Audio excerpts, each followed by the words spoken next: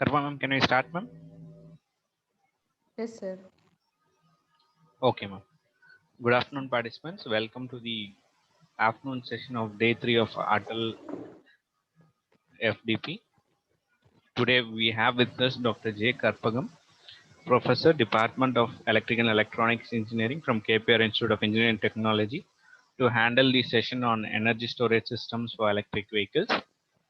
Ma'am has completed 21 years of rich experience in research and academics from various institutions. She has completed her bachelor's degree in electrical and electronics engineering from Sri Ramakrishna Engineering College and her ME in power electronics and drives from Bannari Institute of Technology and PhD from Anna University. Her area of interest includes electrical machines, electrical drives, embedded control and control systems.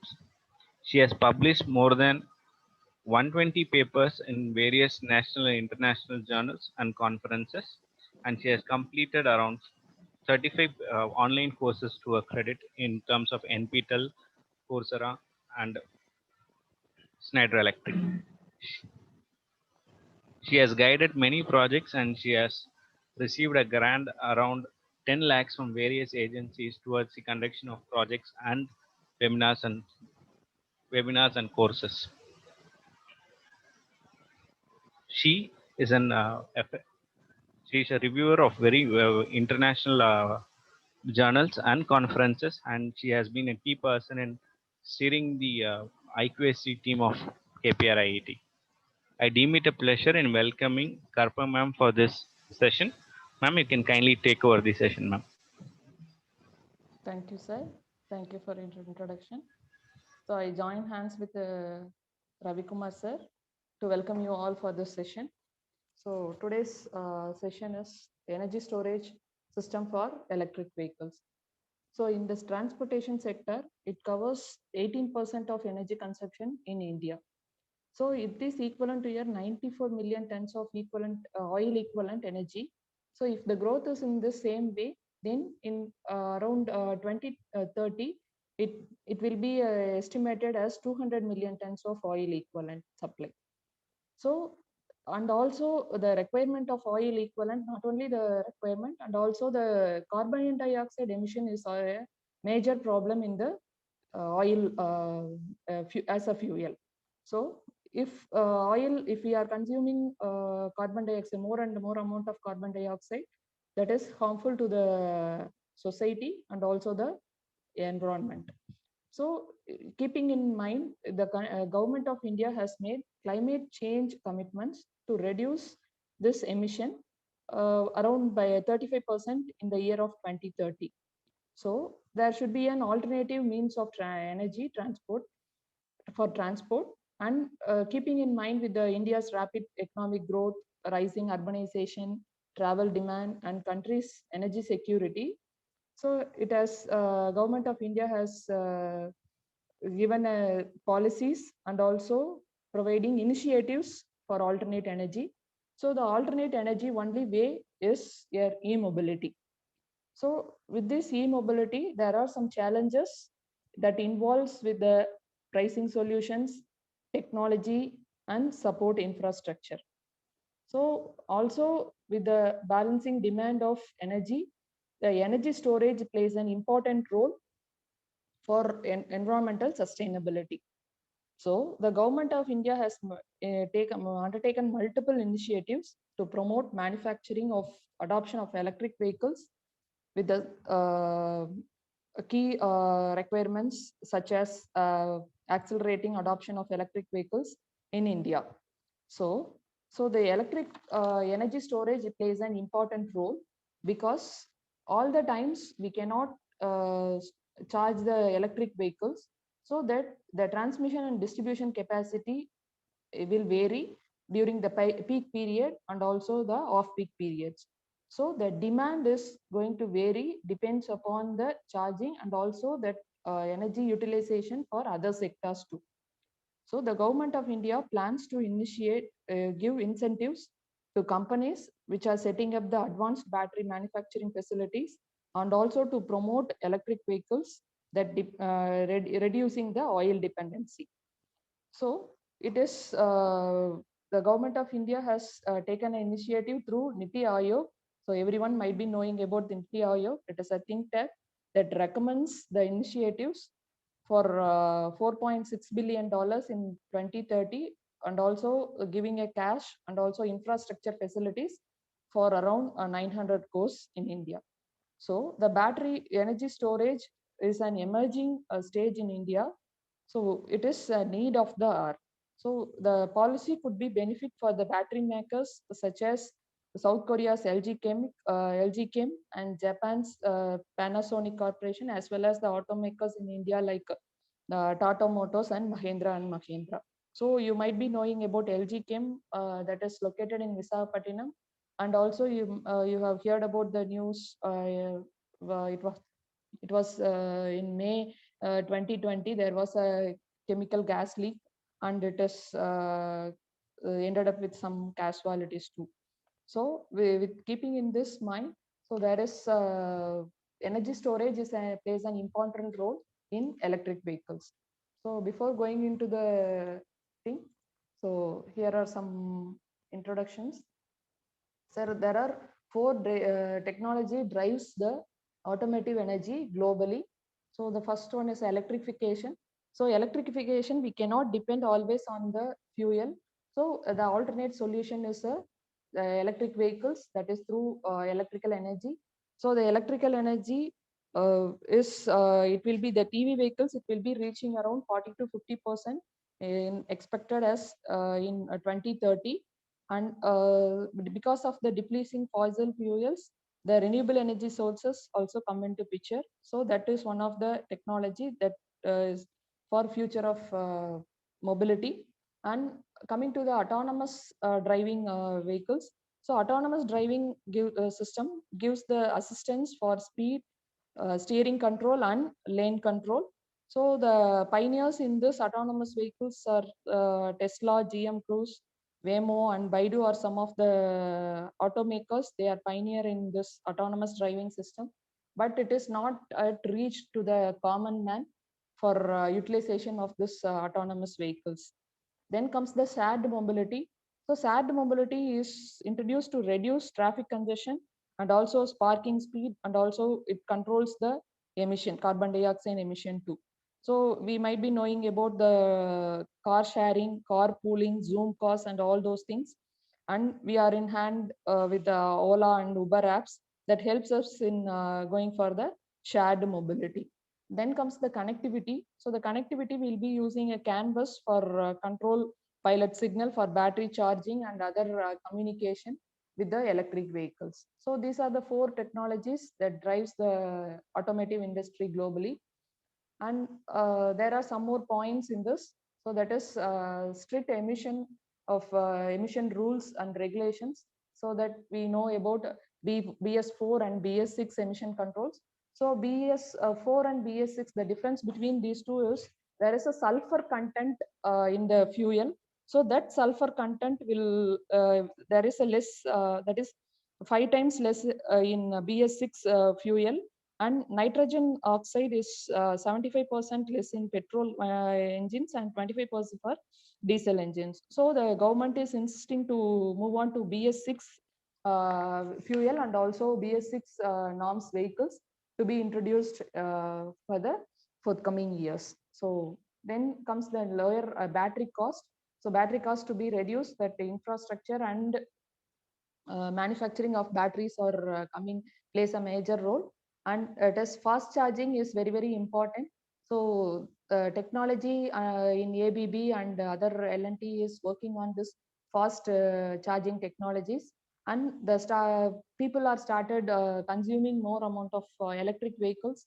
So for example, it is two wheelers, it is around 75% two wheelers will be in existence, and 6 to 7% for three wheelers and 13 to 15% in four wheelers and buses. They have started acceptance. And even though they are accepting the electric vehicles, they are expecting for a total cost of ownership that will create new and strong momentum for the adoption of the electric vehicles in the near future. So the components of electric mobility, that is ecosystem, consist of electric vehicle, charging infrastructure, and supply chain management. So if we compare the global market and the Indian market, the e-mobility market plays a major role. So that is global market, around 2 million barrels of oil demand per day is reduced or replaced by the electric vehicles in the year 25 to 30, and around 200 plus new models has been launched. It is the Tesla and other companies are have launched new vehicles year by year, and 2 billion startups has 2 billion worth of 2 billion startups has been working on this EV, and also it is a good note for the global market. So that 50% of share will be taken over by the EV vehicles in the year 2030, and it is a very big breakthrough scenario. If you are coming to the Indian scenario, so there is a 75% plus reduction in charging time from 6 to 9 hours to 1 to 1.5 years, 1.5 hours in 3 years. And the battery uh, period, that is average period, is 6 to 7 years, that even hatchback breaks with a hatchback. And there is a reduction in for running cost of the ICE vehicle compared to BEV, that is 4 to 10 times. Even then, if we are having all these reductions, battery charging and backup and other oil demand and everything, so there is a power demand is going to increase to 3 to 4% in the year 2030. So this is about the EV market scenario. So there are some issues regarding the e-mobility. So the even if any company are planning to start the EV manufacturing components or OEMs, then it is the responsibility of the company to go around 5 to 6 government departments. So then there is non-physical incentives for setting up for the charging stations and electric vehicles, and the city has to be prepared for installing the charging infrastructure. The facilities provided in the different states has to be increased, and they have to get the permission from that particular state for setting up the infrastructure facilities. And the role of private sector in incorporating all these facilities is coming up, that is starting, so that the government has taken up initiative to give the incentives for setting up all those things. And battery swapping is the challenging technology in India, and charging tariffs also higher as of now. That is the common man cannot able to uh, overcome this. So some of the government initiatives are, so in 2010, the government has declared a scheme with the outlay of $950 billion to OEMs, that is original equipment manufacturers. So it has been withdrawn in the year 2012 because of the drop in 70% of EV sales. Again, it is introduced with the 2013, it is introduced with National Electric Mobility Mission Plan, with the Mission Plan 2020 launched by the Government of India. And everybody will know about the FAME 1 and 2 schemes. So it is introduced in 2015 for a period of 3 years, and it is 2019 it is FAME 2 for a period of 4 years. Okay. So this also in FAME 2 it is introduced with the reduction in the EV charges, that is reduction in the tax for the EV charges of 5% until the improvement in the battery charging technologies and battery manufacturing technologies. Then it has to be going to increase to 15% in near future. So the government organizations that are involving in these initiatives are Department of Heavy Industries, Departments of Science and Technology, and Ministry of Information, Electronics and Information Technology.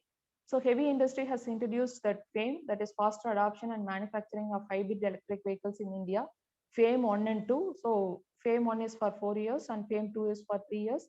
And ARAI, that is Automotive Regulatory Authority of India, has emerged with the standards AIS 138 and AIS 123. So AIS 138 is for EV conductive AC and DC charging system, and AIS 123 is for CMVR type approval of HEVs. So these two are the standards introduced by ARI, and the Department of Science and Technology has given a grand challenge competition for EV charging systems And DHI and DST has come up with a common platform for e-mobility, that is STEM TPEM, and Mission for Innovation in Clean Energy. So Ministry of MIT, that is called for proposal of electric vehicle subsystems and named at phase 3. So these are the initiatives taken by different government agencies for electric vehicles. So this FAME fund allocation is varied, depends upon the FAME 1 and FAME 2 and also the parameters. So the demand incentive is more or less 70 to 80% in FAME 1 and 2. So, but for charging infrastructure, the fund allocation is higher in FAME 2 there compared to FAME 1. So the FAME 1 has concentrated more on technology platform rather than the charging infrastructure. And pilot project has been there in FAME 1, but it is not, the fund allocation is not there in FAME 2. So this is about the fund allocation for FAME 1 and 2 for different sectors. So the government operative structure is combined with under the single umbrella of NITI Aayog. So NITI Aayog is the National Institute for Transforming India, that is an advisory board for social and economical issues. So this DHI takes a sole proprietary for FAME and FAME 1 and 2 and also the policies for EV adoption. And the Ministry of Power and Renewable Energy Sources is brought into the mainstream, that is for power generation, that is POSCO, that is your Power System Operation Corporation Limited, NTPC, National Thermal Power Corporation, and EESL, that is Energy Efficient Service Limited. So these are comes under the Ministry of Power and Renewable Energy Sources. And the Ministry of Road and Transport and Highways will give the lane access and parking infrastructure facilities and also the permission for those under the Road and National Highways Ministry. And the urban development gives the EV infrastructure in smart cities, setting up EV infrastructure in smart cities. And also DST is taking care of EV charging systems. So these are the government sectors is under NITI Aayog for providing the permissions and taking care of the EV growth. So some of the manufacturers, EV manufacturers in India, two-wheelers, it is Hero Motocorp, TVS, and so on. Then to three-wheelers, it is Mahindra, Loha, Bajaj and Electrotherm. And four-wheelers, Mahindra and Tata. And buses, it is taken care by Ashok Leyland Limited, JBM Auto Limited, Decon, and Goldstone. So these are some of the pioneers in the different types of EV systems, EV mobilities. So there are some of the most popular EV vehicles. So that is Tesla, Chevrolet and Nissan, BMW, Volkswagen, Fiat and Audi. Yeah. So in the market share, total market share, so the 70% is grabbed by Tesla Model S, X and 3. And remaining Chevrolet and Nissan, it takes around 10%, that is to 20%, both it is contributes to.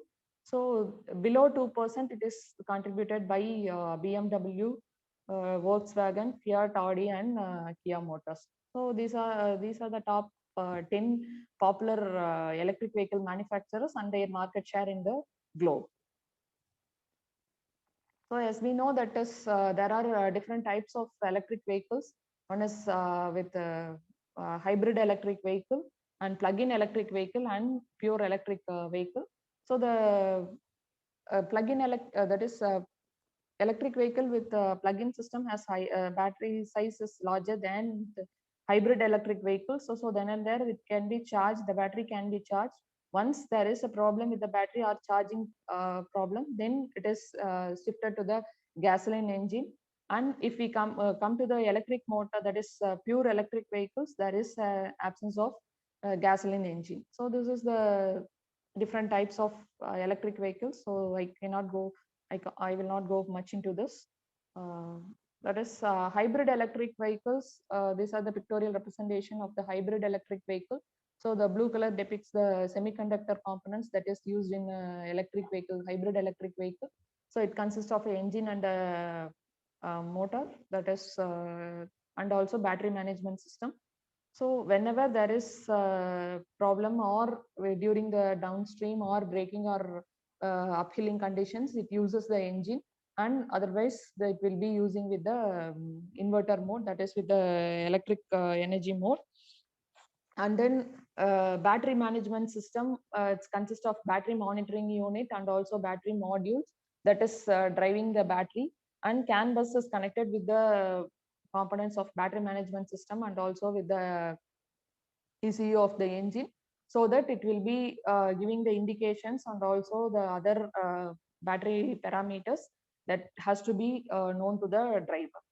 So this is the hybrid electric vehicle, and also this is pure electric vehicle. So you have the yellow color indicates the electric vehicle specific components, that is with the charging station, that is it may be a contact type or it can be a non-contact type. So and also heater is provided to reduce the heat during the charging time, and also there will provision is given for the household outlet. So that is it can be AC or a DC outlet. So the charging connectors will be differ for DC charging and AC charging. So there will be there is a auxiliary battery for maintaining or backup for the battery management system.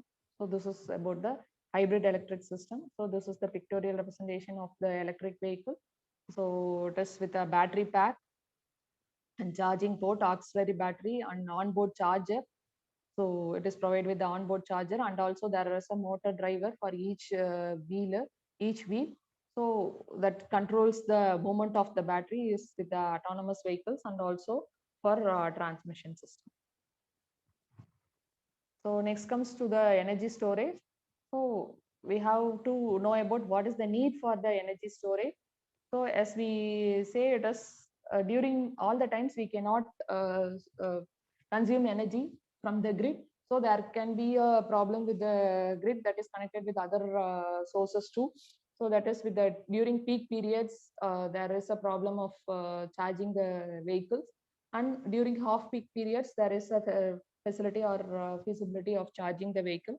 So at that time, so we need energy storage for electric vehicles. So not only the electric vehicles and also for improving the transmission and distribution, and also it is a viable source between the variable source and the variable loads, and also it helps us in maintaining the power quality and reliability. So that's why we will be going for a energy storage.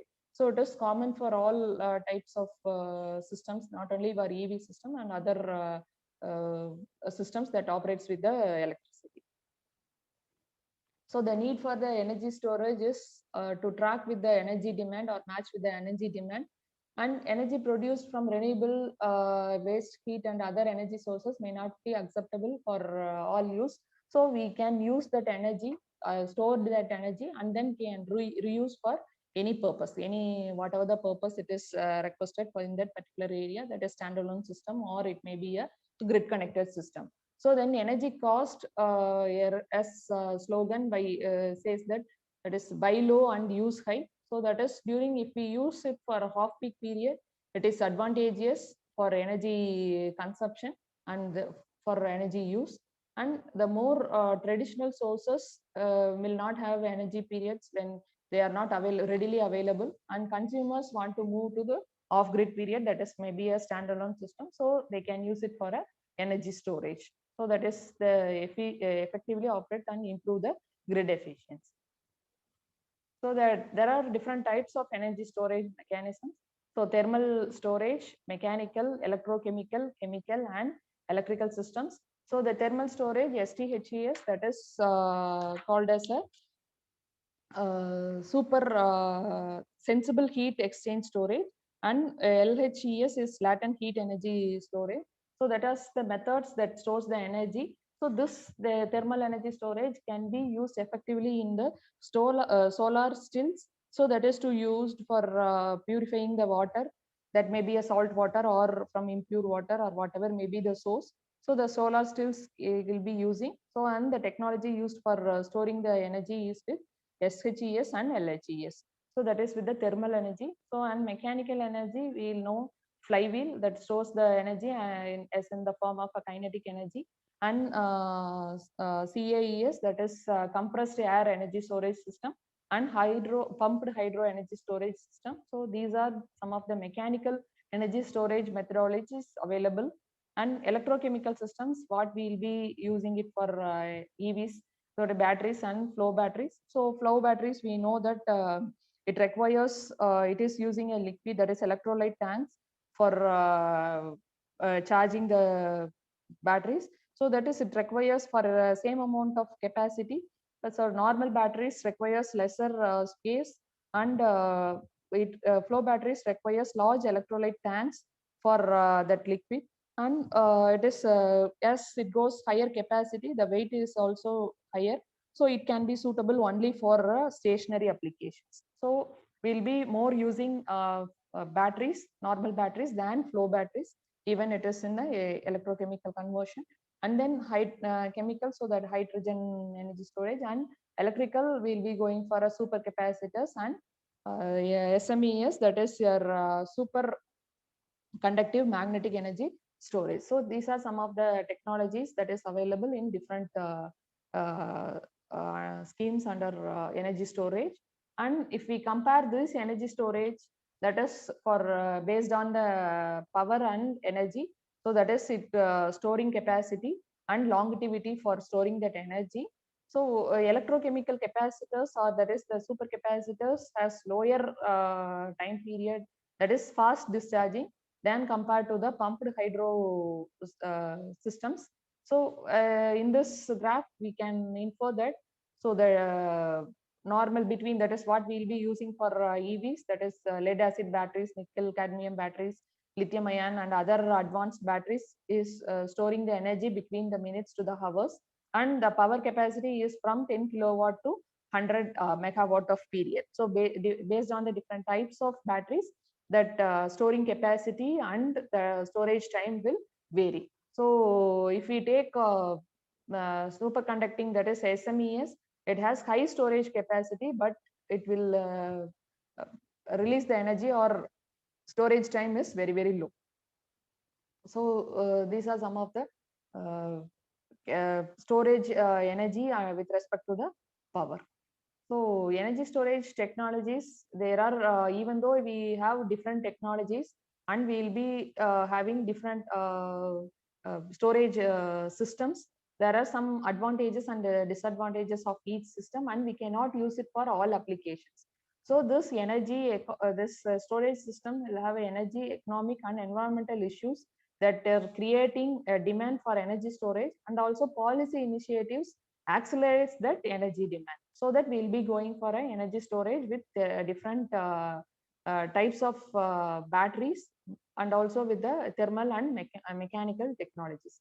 So beyond storing energy, all batteries will not be having a same purpose, or same types, so that it varies with the types of battery chemistry. That is, fuel cells will have different type of charging the batteries, as mechanical system will have different charging systems, and size, design, control mechanism, that is temperature and location where we'll be using. As flow batteries, it is more opted for stationary charging systems, but normal batteries can be used for EV storage systems.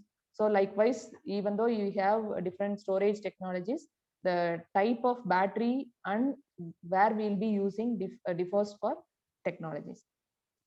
So this energy storage technologies will having the growth will be vary. So depends upon residential, non-residential, and utility system. So residential purpose for expected is in the year, this year 2020-21, it is around 700 to 800 megawatt of energy. And in the non-residential case, it is around 200, and remaining it will be taken, it is taken by the utility systems, that is for any type of system, or industries, or automotive systems, or whatever may be the systems that utilizes the energy, electrical energy. So if we take only for battery, this energy storage technologies, that is lithium ion batteries shares is around 65%, and the lead acid battery around 15%, and sodium metal batteries and nickel ion batteries are contributing to 15%, and flow battery and other types of different batteries takes charging that is takes the 10% of its total share. So for a 1.1 gigawatt of battery energy storage, it is taken care by the batteries.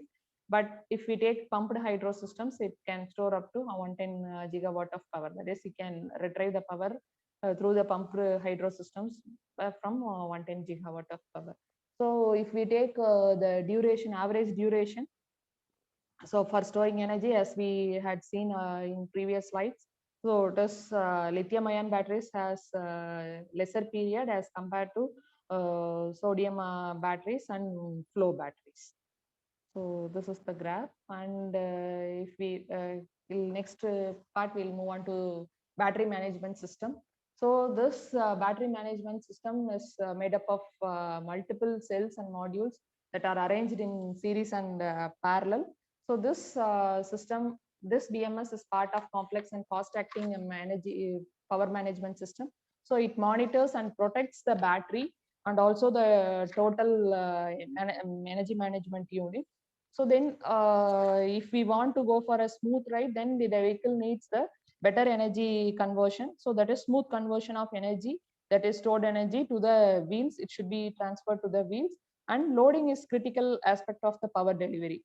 So that is managing power delivery becomes the main task for the BMS system. And then electronic devices that requires constant power. So but if we see, the EV power requirement is non-uniform, so there may be a variation in the speed or variation in the power requirement for different components of the EV system, electronic devices that is used in the EV system. So then there is a it behaves like a non-linear load. So this BMS acts as a power controlling unit where sudden changes in load that will not affect the battery cells, and this transient, that is braking and accelerating, sudden acceleration or deceleration, that should not affect the battery cells. So that transit period maybe in milliseconds it should be set right. So that we'll be using this battery management system for checking up the charges, that is state of the SOC, SOH and SOP, and power constraints to this BMS, and control the charging regime and management thermal issues. So, and also it interfaces with the onboard controller and other communication devices, so that this BMS is the heart of the EVs, electric vehicles. So the structure of this BMS system will have a battery pack. So that battery pack gives the information about the voltage, current, thermal, that is heat generated, or the other parameters like the very vibrations and all those things, that is given to the, or it is measured or sensed by the measurement unit. So that is given to the next this thing is that is capability estimation, state of charge, and other state of health and thermal management systems. So this estimation, capability estimation, is to check the battery with the in and out of the coulombs. So what is the amount of charge it is taking, and what is the amount of coulombs it is releasing in the battery, so that we can estimate what is the level of the battery pack and what is the charging level in the battery. So then this state of charge, that is to indicate the charging level. So that is the charging control and discharging control. So any improper charging that damages the battery, so that we have to take care of this state of charge. That is the important parameter that is to be monitored in the BMS system. And lithium ion batteries will have two stages of battery, for example, that is by constant current stage and constant voltage stage. So whatever the battery it requires, so then we can go for the stage, whether it is a constant current stage or voltage stage. This can be determined by direct measurement, or it can be by Coulomb counting. So this SOC can be done with the Coulomb counting also. So what is that is with the your capability estimation will be taking care of it. Then comes the state of health. So this checks the condition of the battery to deliver whether it is delivering the specified performance, that is whether it is delivering the uniform energy from the stored battery, or what is the cell impedance, whether it is the once if we are using for longer period, that battery pack due to the aging, the charging of the battery gets reduced, so that cell impedance, measurement of cell impedance gives the state of health of the battery. So for a that is Nissan and Tesla has given the battery pack, that is the life period of the battery that is provided by their company is 8 to 10 years. So now practically it is around 15 to 20 years that battery can withstand. So there is no replacement in between. So even though they are giving the warranty period, so then it has to be checked frequently for their performance, better performance for smooth driving. So then cell balancing, that indicates the compensating weaker cells by equating the charges on the other cells, that is to maintain the life of the battery and also the individual cell. So that if one cell is charging with the lower charges, that is it could not accumulate more amount of coulomb, then the other nearby cells will be charged with a higher capacity, but we have to replace that weaker cells if possible then and there, so that it is better, it gives the better life or longer life for the battery pack, total battery pack. So normally that battery charging for whatever it is, whether it is a mobile or whatever it is, the battery charging should be between 80 to 90%. That gives the better health for battery and also the longevity. So if we charge, normally we used to check the charging of battery in our mobile, it is 100% whether it is charged or not. So that is not the best plan. So if we go with the 80%, then if we switch off the battery charging, that is it gives you more health for the battery, even in with the normal mobile systems. So there are some more types with the battery charging, that is a tapper charge and flow charge. All other things it covers with the different technologies used for charging these batteries. So if we take up with the schematic with this, so the SOC, SOP, and SOH we had seen. And thermal management, if we come for thermal management, proper cooling devices or cooling arrangement has to be incorporated with the battery pack, so that it dissipates the heat produced inside the battery pack, so that if the heat accumulates, then it is the problem for the battery and also the whole system. And battery aging has been checked through the health of the SOH, that is health of the battery. And it if thermal management and battery aging and other battery parameters, if we check properly, then it gives the safe operation of the BMS system. And other battery cell balancing also comes with the uniform charging of the battery. And vehicle range and performance has to be indicated in the BMS system, that is through the CAN bus system, that is through the communication protocols that is provided in the BMS system. So if we check with the BMS market strategy, then it is segmented with the three categories and also with the applications. If we see application wise, automotive industry takes the around 45% with the BMS share, that is automotive industry. And with the consumer electronics, it takes around 20%, and remaining medical and health sector and military and defense, renewable energy sources, telecommunication and others will contribute to around 10 to 50% of the share of total BMS market share. So this BMS market, that is our segmentation, is taking care with the three categories. One is with the battery. So whether we'll be using a lithium ion battery, lead acid, or what type of battery we'll be using for. And that is to that too with the type of application where we'll be going for. So automotive industries, we need a lithium ion and dry batteries, and flow batteries can be used for any storage, that is renewable energy storage or any other telecommunication systems like that. We can use the flow batteries, and other type of batteries could also be used for different applications. So if we take topology wise, that is centralized topology, that is how the control is taking place inside the BMS, that depicts with the topology, centralized topology. distributed topology and modular topology. So then if we comes with the region wise, there is market BMS market, that strategy will vary. That is whether with the American standard or Asia Pacific or Middle Asia or Europe countries where we'll be using. So that demand varies with the BMS system. So BMS means it covers all the battery, then communication protocols and other things. So if we take the topology, so we'll be having three types. The centralized topology will be controlling all the battery cells in a one pack, and it monitors, controls and balances all the cells. So it does not require any external source for controlling, or any wires does not require. So it is connected with the measurement, and the wires are taken out for only for the final measurement or for the indication as like SOC, SOH or all those things. So this type is used with the EV systems normally.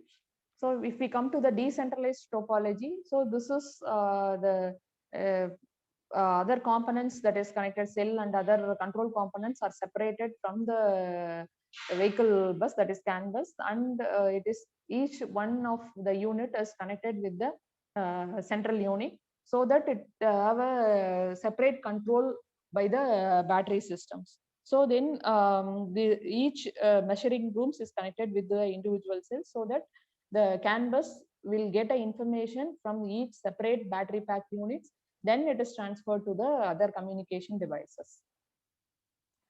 Then comes the modular topology. It is like a slave and master topology. So master monitors the current. So only it monitors the current. So the net Coulomb flow from the battery, and what is the inlet and outlet of the Coulomb flow from the battery pack. So, and it controls the main battery isolation connector, indicating the battery protection. So the slave, it will take care of the temperature, voltage and other monitoring systems that implemented in the cell balancing. So, and also it is this BMS, the cooling devices and other things will be placed in the slave. So only the monitor, the master will take care the current control unit. So this is about the modular pack. So then comes the battery. So as we know, it is battery is electrochemical reaction. It is discovered by Volta in the year 1799. So it is with the simple metal plates. So this we know. For this, how it is placed, the batteries are placed, battery cells, individual cells are placed in EVs. Here comes that. So the electric vehicle battery is composed of cell, that is to module, and module to pack. So this cell is converted to pack, that is put into frame for protection of external, so to protect from external shocks, heat and vibration. So then this number of cells are taken with those packs, and it is given with cover. So it is a module. So this module is packed again with the external control circuits of for BMS and cooling devices, and it is forwarded for a package. So cell, it is number of cells is combined together to provide module, and modules are packed to become to come up with a battery pack. So for example, if we take in BMW i3, there are a total of 96 cells. So 12 cells are combined into one module, and 8 modules are put together into a vehicle pack. So this is the picture that depicts the cell pack, that is a battery pack. So individual pack will have a module.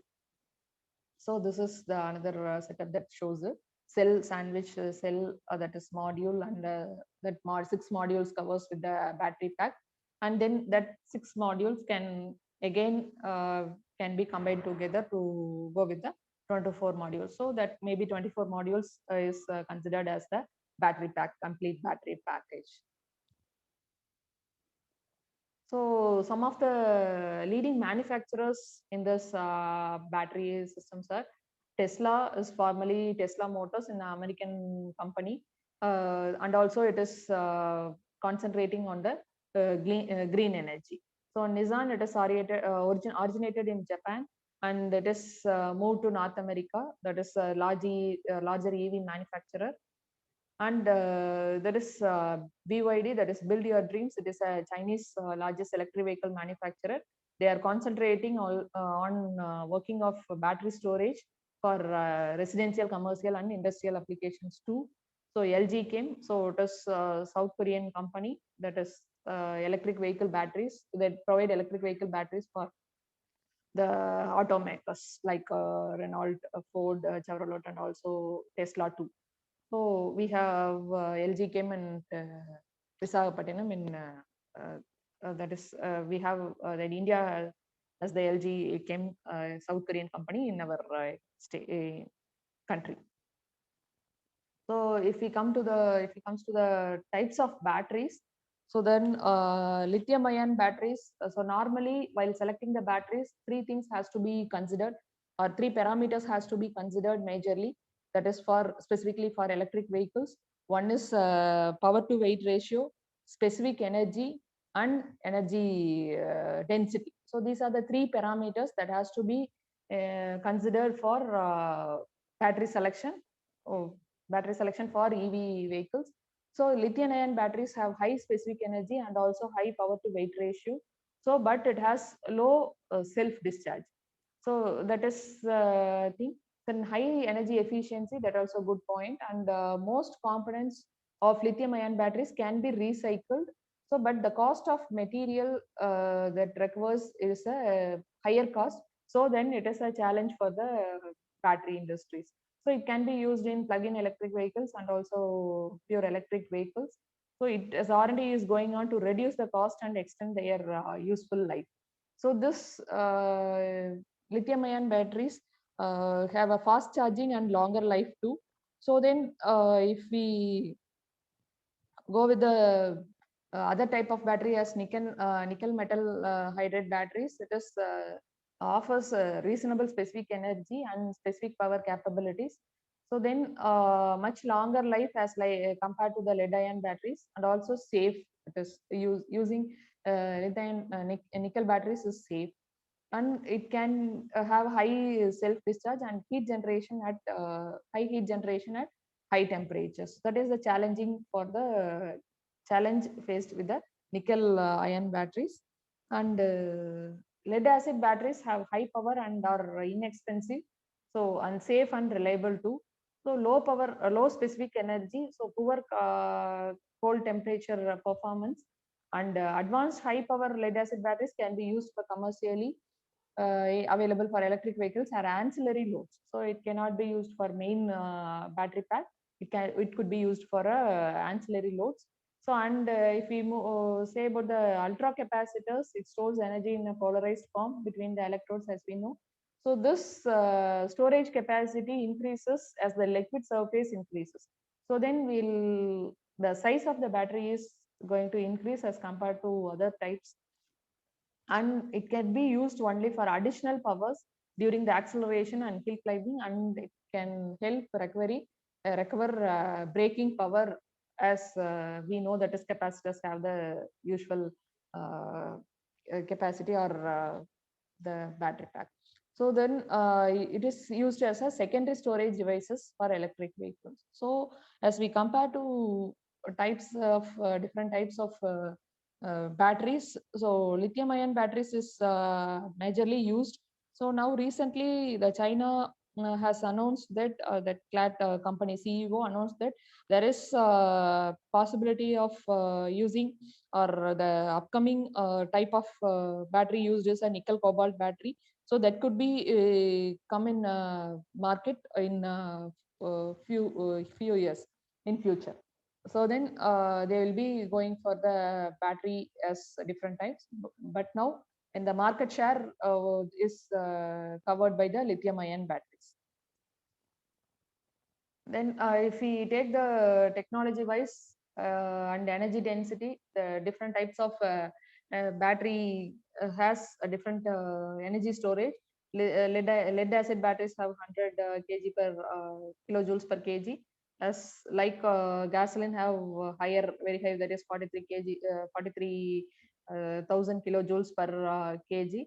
So now we will be using, as compared to other type of lead acid batteries or capacitors, flywheels, we will be using lithium ion batteries as because it has high energy density, and also specific energy is also very high, so that we will be using a lithium ion batteries in EVs.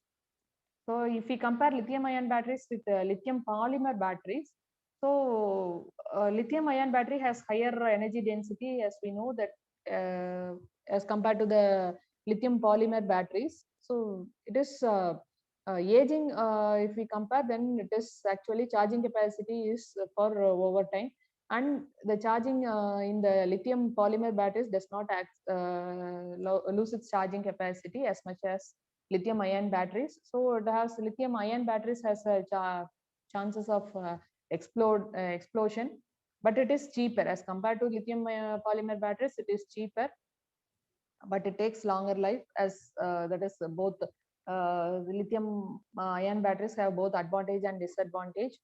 So, but even though if it has disadvantages as compared with lithium polymer batteries, we use lithium ion batteries as it has higher energy density.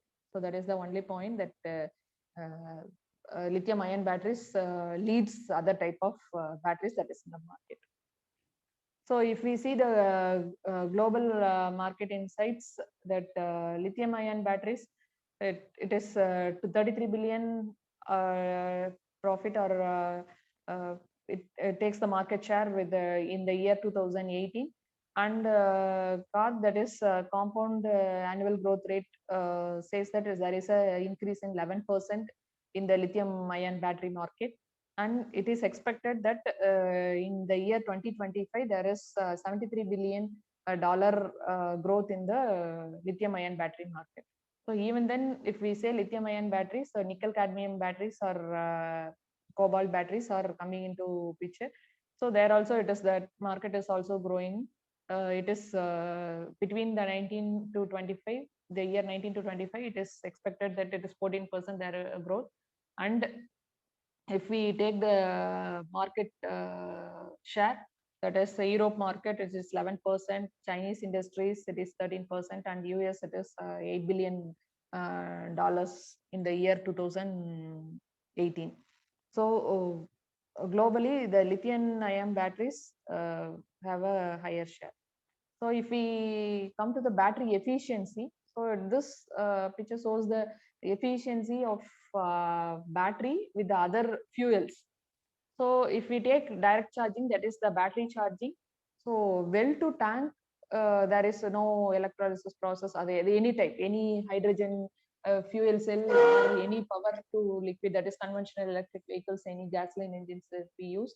So there is no process of electrolysis, carbon dioxide emission, or any synthesis, anything. So only the transport and storage has energy loss of 5%. If we compare with the fuel cells, that hydrogen energy storage, it is 26% energy loss takes place. And also that electrolysis process, the hydrogen cells, is 30%. In the fuel, that is conventional electric vehicles, energy loss is 30% in the electrolysis process, and then the 37% energy loss in the carbon dioxide emission. So once if we take the percentage efficiency with different types of fuels that could be used for energy storing, then that is fuel production efficiency is 95% in the battery, and 52% in the fuel cells, and 44% in the power to liquid. So this is from the well to tank, that is from the origin to the tank, that is with the battery electric vehicles or any vehicles. Then if we take tank to wheels, that energy conversion from tank to wheels, it is that is, as we know, if we go for battery, then we need electronic devices for AC to DC conversion, battery charging, and other DC conversion, engine efficiency, and all those things. It comes around 73%. So overall efficiency, if we use battery, then the efficiency from initial starting, that is energy generation, to distribution, as we say, energy generation to distribution, that is charging to wheels, that is 73%. and hydrogen if we take only 22%, the final version, and then liquid power, that is normal convention vehicles, only it is 30%. So if we go for electric battery, then the efficiency is going to increase, the efficiency of utilization of that energy, stored energy, or the energy which we will be taking from is 73% is utilized. But in if we take it hydro or conventional vehicles, only 22% is utilized from the source consumed. So that's why we will be going for a electric vehicles, even though there are some hurdles, the implementing full implementation of electric vehicles, we will be using batteries, and we will be moving towards the alternate energy as electric energy that use transport with the EVs. So if we come to that is the battery disposal, so what could be done if the batteries lost its life? So what are all the problems that arises? So these batteries are disposed without harm to the environment. As we know, we cannot just like that we cannot throw in the streets for these batteries. This e-waste is a major problem. That is, as we know, e-waste is a major problem. That is also the batteries is also contributes to the major environmental problem if it is directly disposed to the environment. So it is expensive and toxic disposal towards the batteries. That is, as there are the problems that has to be solved, and these batteries can be used for a second life, that can be used it for mobile vehicle charging, renewable energy storage, and home appliances, and lighting, and other purposes too. So this and also other possibility is it can be grounded, that batteries, and that raw materials can be extracted from these electric batteries, EV batteries. So that such as lithium, nickel, and other minerals can be extracted from those batteries. So that can be used for other purpose, or it can be used for a rebuild of EVs. At this moment, only half of these materials can be recycled, but trying the R&D is going on with this reuse of this recycling of these batteries. So these are the different organizations that they are using electric vehicles. So that is reusing the batteries. So each country they will be using with the batteries. So Chevrolet they will be using it for data center in the Michigan, and EV Go is charging for taking it for EV charging. And Florida, it is Florida Power and Light, it is grid management, it is used for grid management, that is for renewable energy sources. And Nissan in Amsterdam, they will be using it for energy storage, and also it is given with the Apex football club, as we know, that is lighting and power. And in BMW, they will be using it for energy storage farm in German. So likewise, each automakers are using different organizations that they'll be using it for trying to use it for secondary use, secondary life of the battery. So this picture shows. And these are some of the news articles that had been released, even though it is old. I think it is worth mentioning here.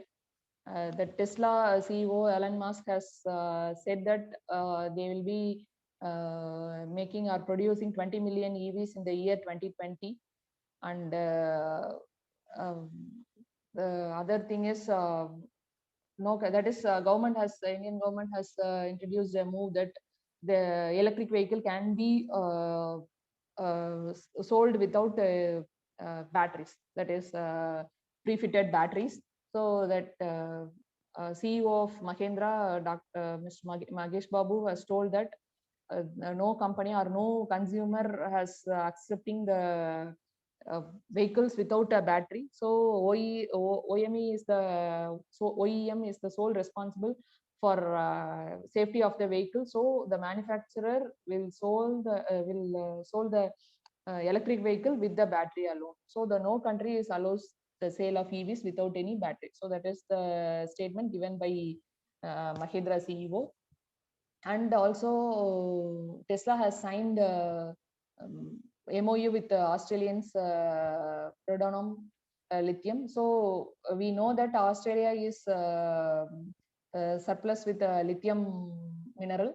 So they have signed an MOU for a 5-year plan, and the company has signed an MOU or deal with the lithium company that agreeing to start delivering the lithium ore between the year July 2022 to 23.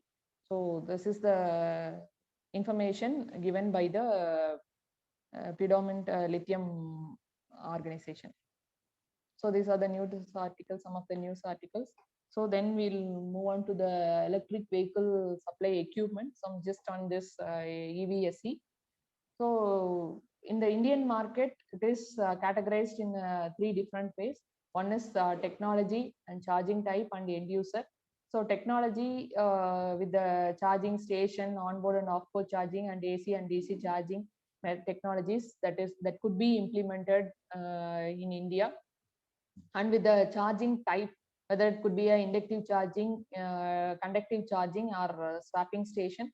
So in Switzerland, ABB has implemented charging station with the swapping of batteries within 20 seconds. So the battery could be swapped in within 20 seconds. And TOSA is the vehicle that uses the facility. And if we come to the end user, whether it can be a public or private or others. So based on this, that electric vehicle, that is EVSE equipment manufacturing and also the production of this will vary. So some of the EVSE equipment manufacturers with the battery charging in India are Hexicom, Power Solutions, Durgan. They are producing AC and DC chargers and battery. Tata Autocom Systems Limited with Australian Tritium, that is GC Chargers, Delta Electronics. Like that, we have a list of companies. They are pioneers in producing AC and DC chargers. So coming to in India. So coming to the infrastructure of EVSE. So EVSE starts with the authentication. So once if we land up with the charging station, so it asks for the authentication. So that is switching on the device, that is with automatic charging, and whether we have to go for a AC or DC charging type. Okay. So then it comes with the metering, so billing and systems, and also it protects with the safety and protection of the environment. And that BMS system will gives the indication of the battery charging and all other communications through the canvas. And billing could be done with the any of the payments what we'll be using with. So if we plug in the device, plug in the electric car with the any charging station, so these are the process that is taking place. So that could be with the automated charging stations. So this, as I told in the initial starting time, so this EVSEs will be with the, in India, that is 70% of vehicles are with two-wheelers, and also with the cars, that is 13-15% with the cars. So the power conversion to V is expected is going to increase with the near future. So that the SARAI has introduced with the AIA standards with the charging of DC and AC charging standards. It is introduced by ARAI. And this electric carts are becoming popular in factories. We know that inside factories, they will be using these electric carts, and bus stations and hospitals for a minimum distance, covering the minimum distance. And electric forklifts are also essential in all shifts for the factory. So they will be using these equipments with the minimum charging period and also with the minimum energy consumption. So we'll come to the charging stations. So with this charging stations needs hardware, software, and charging protocols too. So how to charge, and what is the duration, and whether we'll be charging at home or central stations or fast charging, or how the charging type it could be. So then what is the type of connector it has to be. So the different connectors or different sockets are provided by different companies and different regions too. And also we have to consider whether it is a wired charging or wireless charging. So if we come to the charging levels, so that could be with the different levels, level 1, 2, 3 and 4. So level 1, it is covers with the household charging. It is a slow charging. So if we go with the household charging, it is a very slow charging, and it is covering with the 120 volts of AC supply. So it can travel, or it can covers with the range of 4 to 5 miles. Only for shorter distance it covers. So then if we come to the level 2, so there are two types of current capacity with the 240 volts AC supply. So one is with the 16 amps and another one is with the 30 amps. So if we take with 60 amps, the capacity is 3.3 kilowatt, and for 30 amps it is 7.2 kilowatt. So it can covers with the range of 15 to 20 kilometers per hour. So that could be with the level 2. So that could be a household or with the public charging too. Then if we come to the level 3, so this is the DC fast charging system. So it takes only 30 minutes for charging, and it can cover with the distance of 50 to 170 kilometers per hour. So it could be used for vehicles that requires for long to cover longer distance, and also for industries they could be used. And level 4 is for Tesla factor. So that is for DC charger. So that could be with the public charging at 20 minutes, as I told you. So it is for only 20 minutes it is using. So that is for with the vehicle and also with the Tesla Model S. So charging power, that is what I told, with the single phase supply, it requires power with the 3.3 kilowatt with the 16 amps of maximum current. And it takes, there are different types of power supply with the different charging requirements. So it takes, charging time also varies, depends upon the whether it is a single phase supply with the household or to the direct DC current with the fast charging capacity. And this is the different types of sockets that are used for EV systems, that is with the AC and DC. So that is the vehicle names, and the region wise, the type of socket is varying. So it cannot be used, that is those, it is used in America, that cannot be used with Japan, and the same way it is in China. So that differs, and also the types of charging also differs. CSS 1 and 2, and that is with the charging type, that is type of charger that is used with the system. So that is combined charging system. So region wise, there is a change in the type of socket, and also with the type of plugging that could be used with the system. So DC and AC charging. So then comes the type of AC conductive and inductive charging. So this is the structure of the charging system. So that is the plug is inserted, and it is with the onboard charging. So that control is taken care by the BMS, so that to check the level of charging and other parameters with the battery. And it could be connected with the DC charging to fast charging too, that is with the direct connection with the solar, or that is grid connected system, or with the separate system. So it is inductive charging. So once the vehicle is placed over the surface through by magnetic field, so it picks up the charging, and the energy transfer is taking place between the charging conduction surface and to the battery. So the EVS requirements are, some of the EVS requirements are AC charging, it requires 3.3 kilowatt single phase supply, or with the 6.6 to 33 kilowatt with the three phase chargers. And DC charging, it requires with the pole mountable chargers with 3.3 kilowatt or 15 kilowatt dual point chargers. That is EESL has given the norms, that is with the Energy Efficient Services Limited has given this. So the 50 kilowatt fast charging or 125 kilowatt fast charging. So, or whether this EVSE requirements is based for charging of swappable batteries. So on which category we will be using these equipments, that differs with the requirements of a EV supply system. So this is the block diagram of a 3.3 kilowatt solar PV DC charger.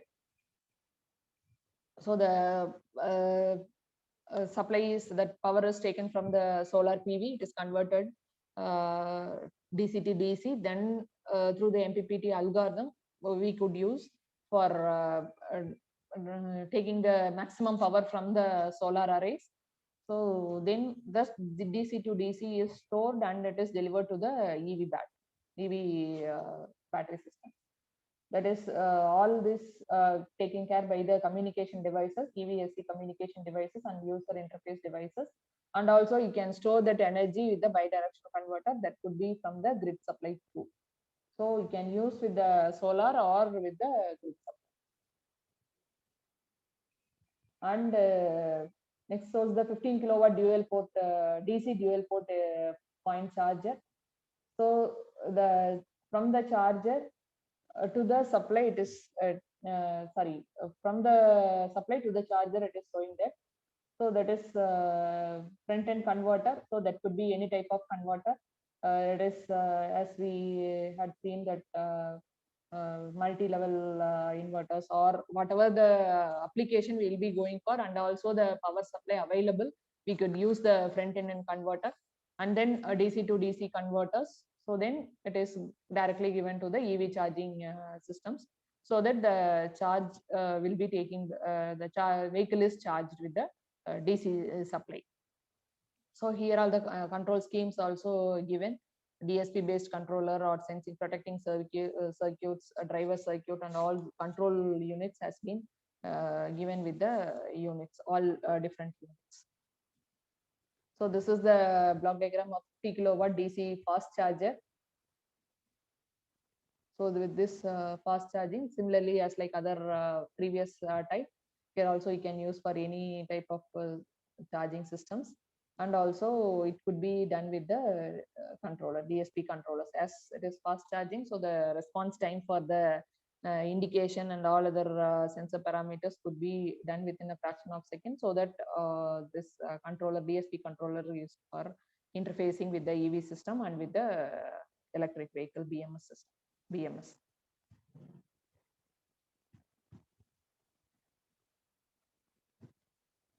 So this energy driving system is two powertrains. One is with the battery to the powertrain, and also with the electric vehicle related system. So the losses could be between the batteries and to the final pickup of the energy systems. So as I told in the previous previous slide, that battery power is required taken to the wheels is around 73%. So it is 73 to 76% of energy is taking from the supply, from the powertrain to the wheels. So some of the other technological challenges we could see is controller electronics. So how we'll be processing the or controlling the devices, whether it is sequential or parallel processing, hardware or software reconfigurability, and peripherals of some of the power electronic devices that is used in the EVSE systems, and communication devices. So these are under control electronics. And some of the other challenge through the power sector side is integration of renewable sources, need for the solar PV integration, how to integrate the solar PV with the charging station, and how to save the energy bills and utilization with the off-grid areas, and also with the charging of the grid maintenance and grid downtime. So these are some of the technological issues or challenges that is even now the EV sector or automotive sector is facing nowadays. So with this, I hope I would have given with the deep insight about the BMS system and other technologies and the market scenario that is taking place in the EV system. Thank you. Thank you, ma'am. So at this juncture, we would like to thank our resource person, Dr. J. Karpa ma'am, for sharing her experience on battery storage technology for EV vehicles. We would really like to hear from you once again, ma'am. Thank you, ma'am. Thank you, sir. Thank you. So I thank the organizing team and the Atal for providing me the opportunity to share my knowledge with all the participants. Thank you. Thank you all. Thank you, ma'am. Thank you.